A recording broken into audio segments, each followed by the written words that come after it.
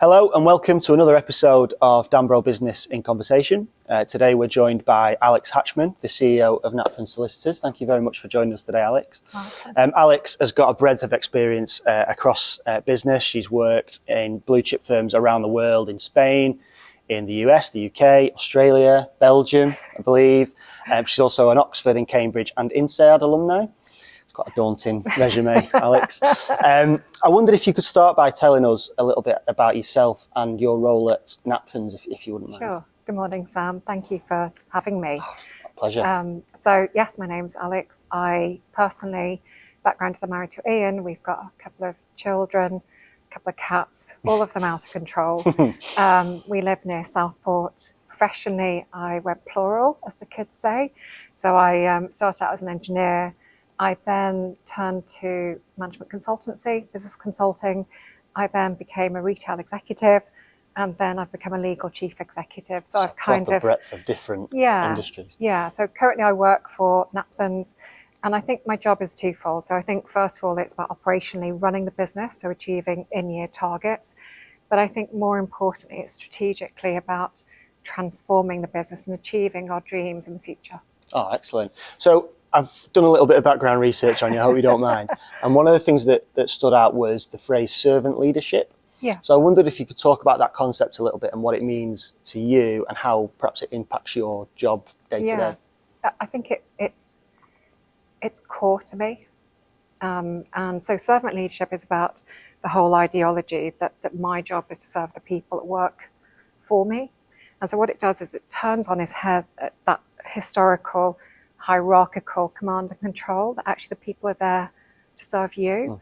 And for me, it's absolutely core because our workforce is serving our customers. And it's really important, therefore, that I serve them so that they can serve the customers. And I think in terms of what it means in my day job, so when we have new cohorts that come into the organisation every 1 to 2 months, then one of the things I'll talk to them about is servant leadership, and I explain to them that I am here for them. Wow. and actually the number of times that people look at me with this really confused look on their face saying, okay, I've joined in this particular role and you're saying that I'm here to serve you. But it's actually incredibly important because it is the people at ground level that do that serving. And what it does mean for me is by generating those pathways, those communication pathways, that actually I can optimize the organization. And what it also means that it's really important, I've then got relationships with people at all levels in the organization. One of the things that you do find in very hierarchical organizations is the message that's down here, by the time that it gets to up here, it's completely different. Chinese whispers. Absolutely. And in a servant leadership organization, that doesn't happen because you've got that direct communication into everybody. So in practice then, how accessible are you to, I don't want to say lower members of staff, but more junior members of staff, should we say? Completely. So our cleaners are called Debs and Alfie. Our receptionists are Janet, Tanya, Leslie, Barbara. And I think if you spoke to them, they would absolutely say that they have a really good relationship with me. We do joke telling between us, we banter between us. And so for me, that would be the case. And I think one of the things for me is that there's a saying which is, do you kiss up and kick down? Right, and I have to be honest and say I really don't like that. And I don't like people that exhibit that. Yeah. I'm very much, I don't kick up, but I definitely try and kiss down, metaphorically. In a manner of speaking. Yeah, exactly. So obviously that's hugely important to the culture of the business that you're in at the moment. Talking of that then, how have you, I don't know how to phrase the question, how important is it to manage up as well as down though? Because obviously in the roles that you've held in different firms, you must have been answerable to shareholders or other CEOs before you became one. Yeah. Could you talk a little bit about that perhaps? I mean, I think there's also the third dimension, which is managing sideways. Okay. So there are 3 ways, and it's really good to think of it as a kind of as a circle. And all of them are important for different reasons. What I do think though is when the pressure's on and when you're time poor, I think then you start to see people's preferences as to who they prefer to communicate with. And I think because of the reasons that we've just talked about in servant leadership, my preference goes downwards.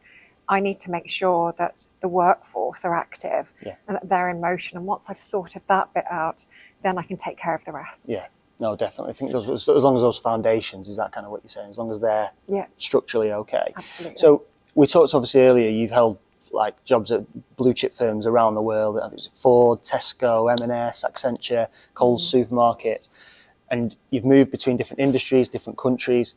How important do you think it is to have that in-depth knowledge of an industry before going into it, and how kind of in terms of becoming a successful business leader, have you ever had, seen the opposite side of that, if you will? Yeah, I think it's helpful, but I don't think it's essential. Okay. And you will often see in different businesses that you've had somebody there that's been time served, they've been in around for decades, and they've been promoted or appointed into the role because they've been in around that business.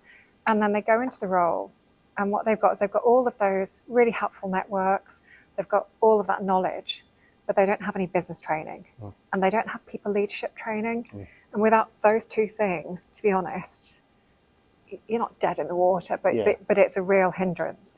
It's a real Achilles heel. So I have this kind of golden trilogy, which is in ascending order. The most important things are, yes, have that technical expertise, but then the second one would be having that business management, having that commercial acumen. And then the third one would then be people leadership, because most businesses, people are absolutely essential for that. So if you don't have that people leadership skill, then I think that's a real difficulty. And there are people who, there's a guy called Adam Crozier, who was the chief executive. Was it the FA, I think, that once upon a time? Yeah. He was. But from the FA, he then went to the Royal Mail. Okay. And from the Royal Mail, he then went to ITV. Completely different. And before the FA, he was in Saatchi & Saatchi. So if you think about that kind of leader, he definitely didn't have in-depth knowledge of all of those. Yeah, no, definitely. But what he did have was that business knowledge and that people leadership. And do you think there's a danger then of, to extend that out a little bit, of people becoming institutionalised if they just spend 30 years at one industry and work their way to the top of it? The blinkers might be on to the outside world a little bit. I think it used to be okay, kind of 20, 30 years ago. But in today's world, which is changing so much, there are very few people that go in and be a career person in some area. We know from the data that most people stay in a business for a couple of years before they move on. That's changed completely, hasn't it? So, the generation above me was very different to that, and so what you have to then do is you have to make sure, I think, that you don't become that kind of lifer, that you actually do challenge yourself. You do go out of your comfort zone, you do things that are different. And it is scary. I've done that. And I will carry on doing that, but I think it's essential. No, I think that's really interesting, because I think about my parents, for instance. My mum's held the same job basically for 30 years. My dad's had 2. So whereas nowadays, I know from my sort of peer group, they change every few years, it seems. In all your years working in different commercial organisations, what would you say is the most important thing that you've learned about the people that you've worked with, or about people in general, should I say? Yeah, I think that's a great question. And I think the answer is that I think everyone matters. And what I mean by that is everyone from top to bottom and everyone from left to right. So organisations have a lot of barriers and hierarchies and silos and all of that. And that means that they're not frictionless. And those kinds of barriers really stop businesses from progressing. And if you can treat everybody with the same interest, with the same care, with the same equal respect, then what they will give back to you, they will repay that over and over and over. So, you and I, before we sat down, we talked about your baby. We've talked about a little bit about you. I think that is something that if you can treat everybody the same, and that everybody matters, then I think that is it lowers people's barriers, doesn't it? It lowers people's barriers. But if you look at the kind of the great leaders, I sometimes say that, Sir Alex Ferguson was a command and control type leader, whereas Jurgen Klopp is much more a collegiate type leader. And so leadership has changed in the last 20, 30 years. It really has, and I guess it will carry on changing going forwards. We are on dangerous territory on deciding who's better out of those two, so I think we should move on, Alex. Okay. just so you know, my husband's United. Okay, well, So we need we're to good. meet up. Okay. Yeah, no, he sounds like a lovely guy. What qualities would you say you look for when you're hiring into a different organisation? Because obviously, as you've explained, you bring in people from, you yourself have coming from one industry into another. So what would you, is there a consistent thread in terms of the type of individual that you would look for? I mean, there are obviously different skills. So depending on the role, there's different skills that you want, and depending on what's already in your team. But there are three, and you want to have diverse teams, but there are three core qualities I look for. One is wisdom. And that's about, you can have, it doesn't take, you don't have to be old to be wise. I've seen people who are really young that are really wise, and it's about being objective. It's about taking in information. It's about not becoming entrenched in a position.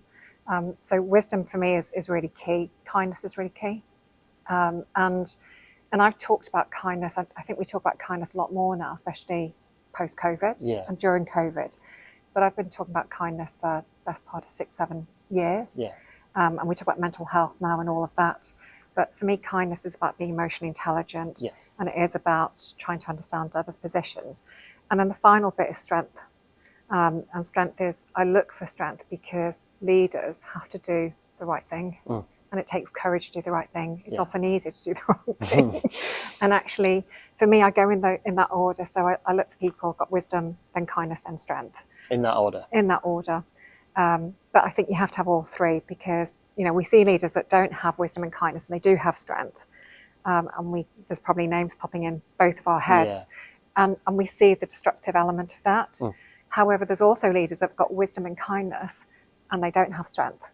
And actually those can be also quite destructive too. Yeah, definitely, particularly depending on the circumstances that they're facing at that time. So do you look for those qualities in the staff that you manage as well? And you must see that in the younger people as well that are coming up, which must be encouraging. Absolutely. Have you ever, people talk about imposter syndrome a lot as well. Is that something you've ever experienced?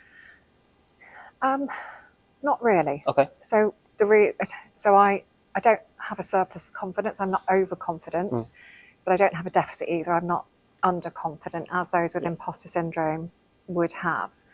And I think the reason for that is probably twofold. I came from nothing, Sam. I basically, what I've achieved, I've done the hard way.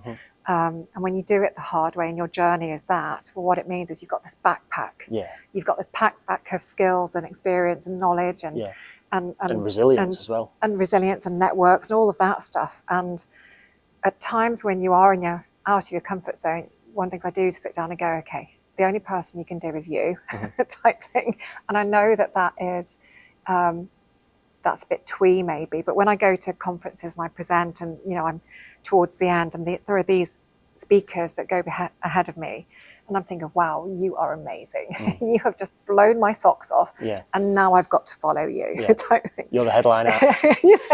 And then I sit down and go, I can just be me. But I think the second thing, so for anybody that is suffering with it, I think what I would say is just surround yourself by just brilliant people. I know I'm not the best at everything.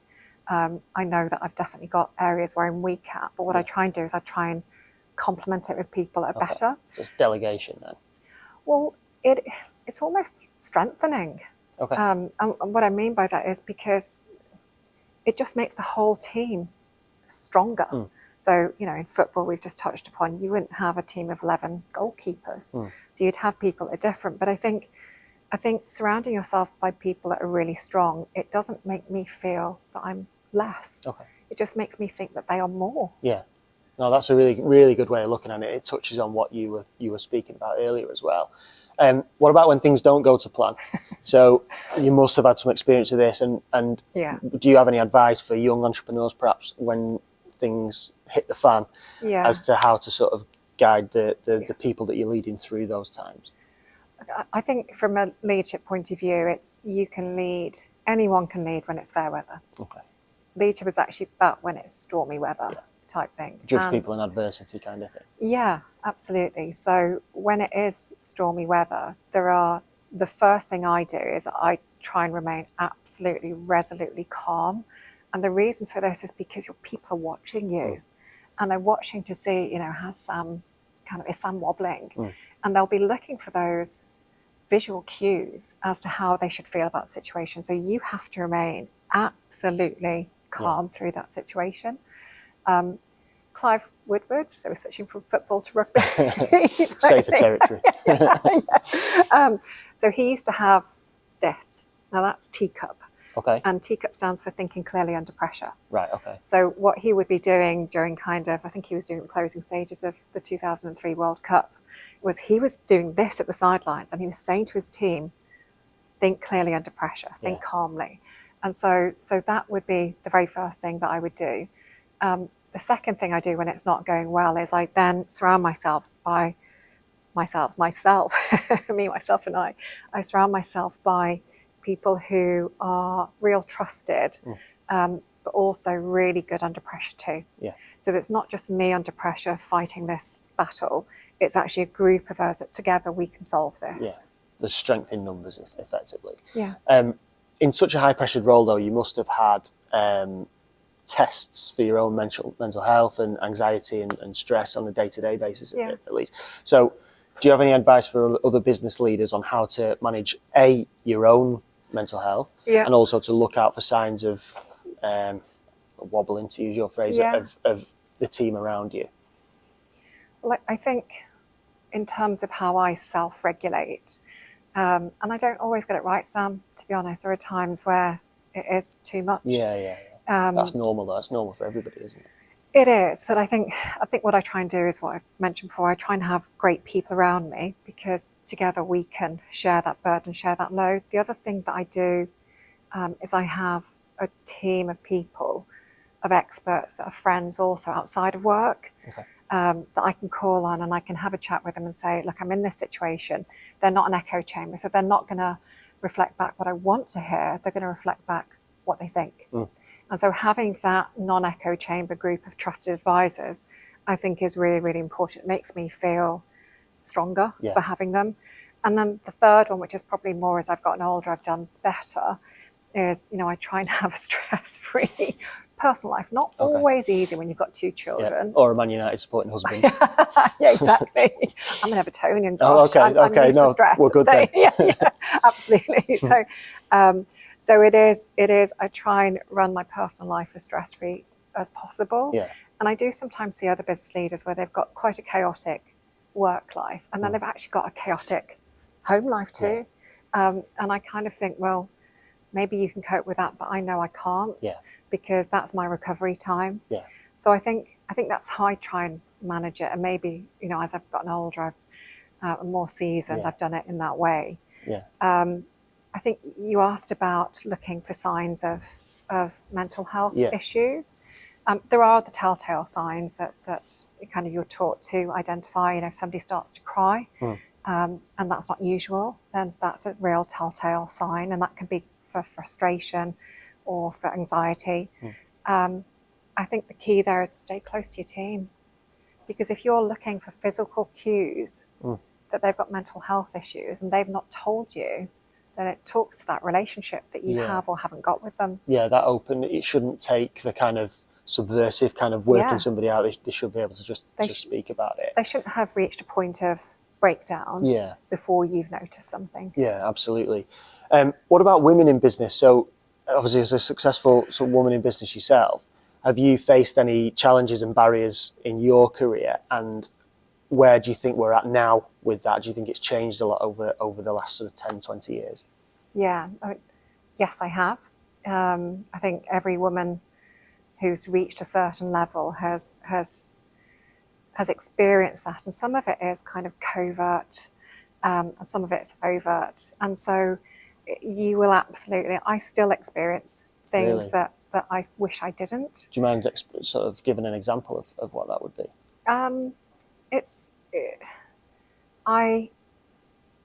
In a previous role, let me take it back. I remember when I had my children, and after I had my first child, when I was coming back to work, I did a kit day, keeping in touch day, and I was asked whether I was planning to have any more children. Wow, okay. Now, we all know that question should never be asked, but that question was asked, and my daughter was then born, my second, and she was called Emmeline.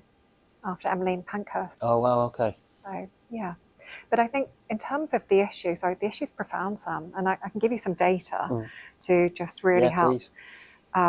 So just basic data. One of the things I will do around International Women's Day, which is the 8th of March, I will just kind of update. I've got this spreadsheet which has got all of the female leaders, political leaders in countries, the top 50 countries. And then I've got the political leaders of the top 10, sorry, the top 50 countries by population. And I've got the top 10 by economic wealth. So on both of those, so there's 195 countries in the world. I'm looking at the top 50 by population. There are two. I was going to say it's not going to be very high, this, is it? Yeah.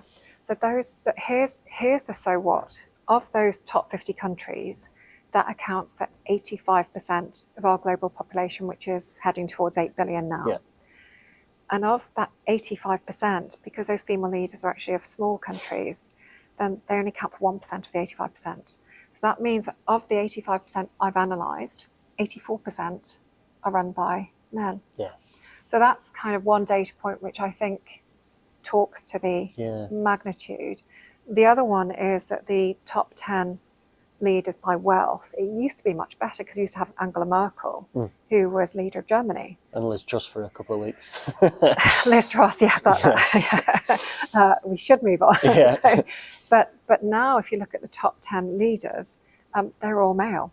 So if you look at the top 10, which I think from memory, Sam, is something like 2/3 of the economic wealth around the world, top 10 countries, all of those are male. So I think the problem, it has moved on. And I don't want to say it hasn't. There has been some progress and we should be optimistic. Yeah. However, the progress is really slow. And I think the other thing that we need to bear in mind is that when we look forwards, there's actually more headwinds for women than we actually understand. So 3 of those, just to call them out, one of them is that women tend to do more administrative roles, low-skilled administrative work. And of course, with technology, those will be automated out. So that's one of the headwinds. The other one is that the women tend to do much more unpaid care work. And what we need is in the future for everybody to retrain. But if you're doing the unpaid care work, where's your time to retrain? Yeah. And then the last one is that the really important subjects going forward are STEM subjects, so those scientific, engineering, maths subjects. Yeah. And only 30% of the intake into universities is female. So when you think of those together, then the challenges are profound. Do you feel the responsibility, as somebody who has done well in business, in spite of those challenges, do you feel the responsibility, because they often say, don't they, you've got to see it to believe it? Yeah. Do you feel like you've got to exude a certain kind of quality or something when you're in front of younger female employees? Yeah, I absolutely, I feel a responsibility but I have a son and a daughter, and I think they should have that same equal opportunity. Yeah. So I do feel that responsibility. I don't want to pull any kind of ladder up behind me. I don't want to think that because it was hard for me, it should be hard for others. Yeah. That isn't going to make things move forwards. It's hard enough without that kind of attitude. So I do, as a result of that, I do talk quite a lot about the subject. On International Women's Day, I'll try and publish an article just to raise awareness. I want to talk positively about it. Yeah. It isn't just women that's the solution. Men here are the solution. Everybody needs to be part of that solution because it's a societal problem. Yeah. So, I do feel a responsibility. You mentioned there, just to move it off slightly, about automation. Yeah. And obviously, I mean, even just in the news this week, there's so much about AI. So are you concerned or excited by AI innovation, and also how, or are you indeed, future-proofing your business as a result of that? It's a really timely question, isn't it? A little bit terrifying. I'm excited. I am. I think there are, what was in the press yesterday and today about the existential threat of AI, I think we need to take note of. Yeah. And like anything, it needs guardrails. Yeah. And it needs boundaries. I do think that, since the beginning of time, we talk about innovation as though it's something new. We've been innovating since the beginning of mankind. That is just our journey. That is who we are. The difference, though, today is that the rate of change is exponential. So quick, And so within our lifetime, we will see 3 revolutions. We'll see the internet revolution, the Internet of Things revolution, which is definitely coming now, and then the AI revolution, which is also on its way. So we will see these three revolutions, which have all kind of aggregated together. And that means that we've just got to, for me, I think we do have to, from a business, we've got to face into these things. Yeah. Because you can't ignore them, can you? You cannot, you can't put your head in the sand. You can't pretend it's not coming. Yeah. You can't ignore the tsunami that's over there. You can't do that. But I think by being excited about it, by being interested in it, I think you've got the chance to then look at it and go, well, here's the opportunity. So I would encourage people to be excited, to be interested, because otherwise, what that does mean is that if you're not and your competitors are, you lose relevancy. Yeah, you're going to be left behind. And I do think some of those reports do seem a little bit sensationalist as well. There is an element of that. But speaking specifically about the legal profession then, how do you kind of see that evolving in line with this AI revolution that's coming? It's a great question. And I think because I was in retail when it went through this transformation, when the whole online .com and all of that, and I saw that up close and personal, and for me it was just fascinating. It wasn't terrifying, it was absolutely fascinating. And it wasn't as if it was, retailers were doing it to people. People wanted it. So I think that I'm going to see the same thing in the law. I think it's coming, is my view. I don't know exactly when, but I do know it's if, and we've had things like ChatGPT, which are already starting to make its presence felt. But I think there's a couple of things that we'll see in the law. The law is about £45 billion an income a year. Half of that tends to be B2B, half it tends to be B2C. And I think from a customer point of view, there'll be new and different ways to serve them. So I imagine there's going to be like the economy class, which is, a digital, it's a kind of a self-service type tool. There's that class, and I'll come back to that in a minute because I think that's important. There's then the business class, which is a combination of lawyers and technology. And then I think there's the first class, which is actually you've got the best lawyers, you've got the best legal minds, and you've got the best technology together. And I think you'll see that. The reason the economy class is important is one of the things that we talk about in the law is access to justice.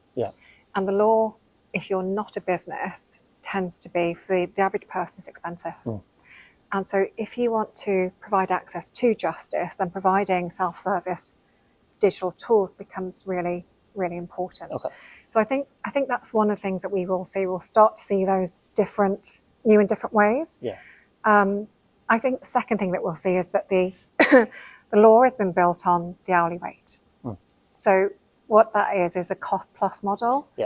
And actually customers don't want to be served in that way. They want to be served on a value-based model. So what I think will happen is I think that we'll have more commercial models emerging. And part of those, by the way, will be driven by not just by the customer wanting it, by regulation, forcing it. So I think those are two of the really interesting things that we'll start to see. New operational service models and new financial commercial models. Do you trust, this is quite an interesting question to ask somebody in the legal profession, do you trust in the regulation doing its job though? Because with the concerns I suppose a lot of people have is that the political class aren't keeping up with the rate of change in terms of technology, for instance. So do you have optimism that it will be able to kind of regulate this and make sure that the pace of change is we can cope with it? I think I do have optimism. I don't think it's there, to be honest, but I do have optimism. So the regulator is the SRA, the Solicitors Regulation Authority. And one of the things that they've recently done is they've brought in a policy around how lawyers should behave. So we talked a bit about mental health earlier. And actually, if you don't comply with that, the punishment's quite punitive.